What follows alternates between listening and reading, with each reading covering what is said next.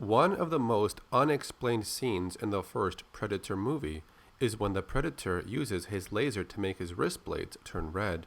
The movie does not explain exactly what's happening, so we are left to speculate about this scene. For the most part, a lot of fans had a few theories about it. If we look at the many scripts about this movie, they each give us some information about this scene.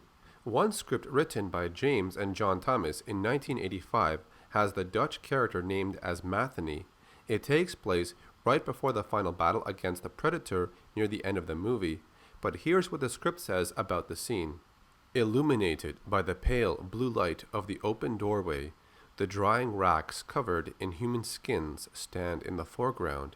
Ghostly illuminated by fire and moonlight, the hunters, in three-quarter profile, his eyes gleaming, rears into view, looking up at the sky, as if he has heard Matheny's cry.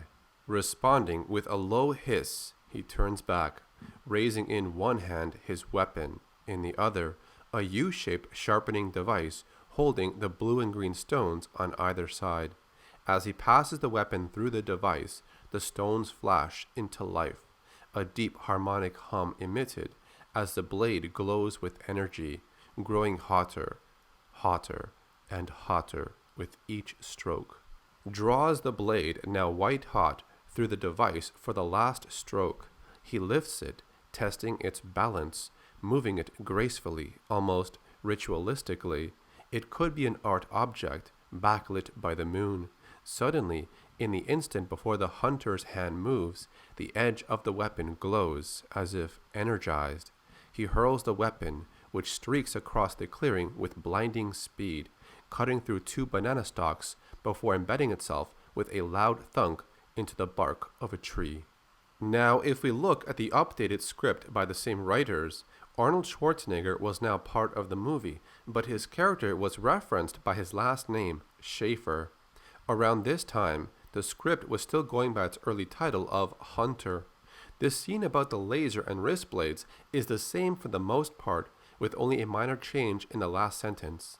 Backlit by the light of the open door, the hunter's head, in three-quarter profile, his eyes gleaming, rears into view, looking up at the sky, hearing Schaefer's cry. Responding with a low hiss, he turns back, raising in one hand his weapon, in the other, a U-shaped sharpening device. As he passes the weapon through the device, it flashes into life. A deep harmonic hum emitted as the blade glows with energy, growing hotter, hotter, and hotter with each stroke. He draws the blade, now white hot, through the device for the last stroke. He lifts it, testing its balance, the white hot blade illuminating his alien face.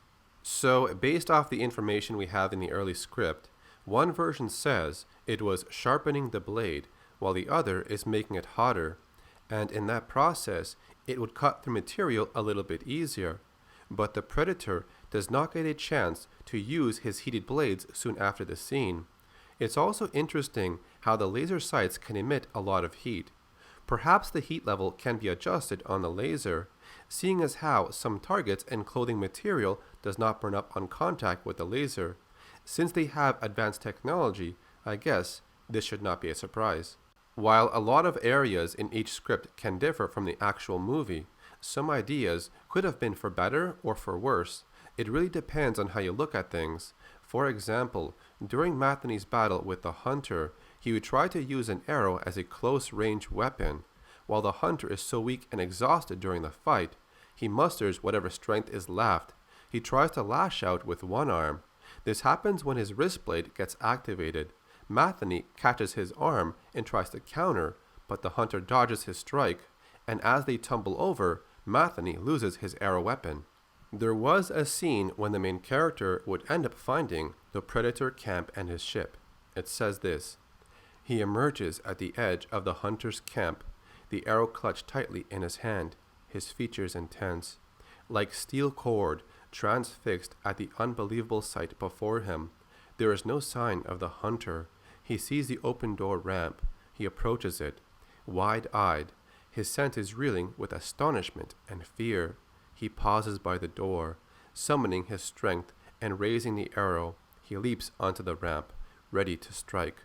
Before him, he sees the interior of an invisible spacecraft, an array of high-tech equipment, an acceleration couch, the cramped and functional quarters devoted to propulsion and navigation equipment. One version of the script was supposed to include the Predator dropping a weapon during the final battle. Matheny would pick it up, looking very confused on how to use it.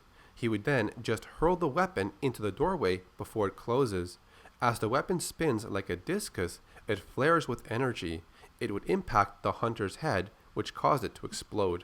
The script by James and John also has Schaefer injuring the Predator in a different way, by shooting an arrow into his neck. As the Predator tries to escape into his ship, Schaefer grabs the dropped Predator weapon and fires. The weapon flares up with deadly energy. It drops, then turns sideways, accelerating through the door of the spacecraft. It damages the force field, and its hyperdrive system gets out of control. As Schaefer realizes the ship is going to explode soon, he runs for cover and survives the explosion.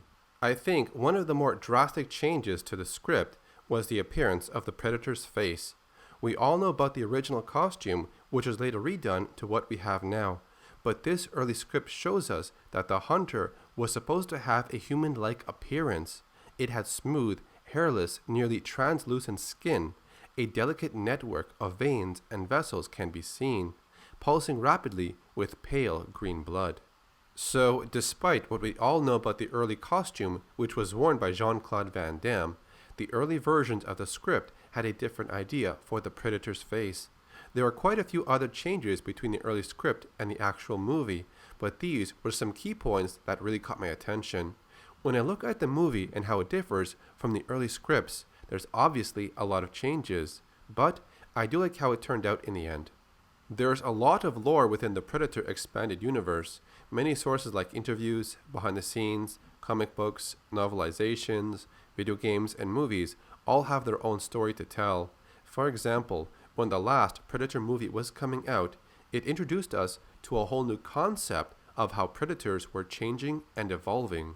They were taking the DNA of their hunted prey and using it to make themselves stronger. There was an argument of why predators would use the DNA of their defeated prey, but I looked at it in a different way. The target they hunted must have been really challenging in some way, so that gave them the incentive to use their DNA to upgrade themselves. This in turn brought us the Assassin Predator, also known as the Upgrade Predator. I thought the idea was really cool, but like about 95% of the Predator stories, the predators are always defeated. The idea of an enhanced predator was also seen in two different comic book stories. We saw a mutated predator and a four-armed predator. I think for a lot of the old school fans, they love the source material in the comic books, which actually had a lot of interesting stories. The whole idea of hunting in the jungle has been done plenty of times. We all want something new, but the jungle scene seems to be a staple part of predator battles and stories. I think what they need to do is use ideas from comic books or maybe even video games and expand on them. There's a lot of lore you can look at through various sources. Stories about bad blood predators, clan leaders and elders, hybrids, different clans and tribes, many of them exploring new worlds, meeting new characters, hunting various creatures, or how some comic book stories will interact with other stories. There's a lot of interesting stories to find outside of the movies about predators. Since we're on the topic of Dutch Schaefer in the early script of the first movie, I did a video a long time ago that talks about the various appearances Dutch has made in other sources. A lot of questions came up about what happened to Dutch, so I answered that question in a video called What Happened to Dutch After Predator. So that's it for this video. If you have any suggestions for topics I should cover, then put it down in the comments section. I have covered a lot of Predator lore in the past, so check out my playlist for more videos like this. Thanks for watching and supporting my channel. My name is Carlos, or Acid Glow, and I'll see you next time.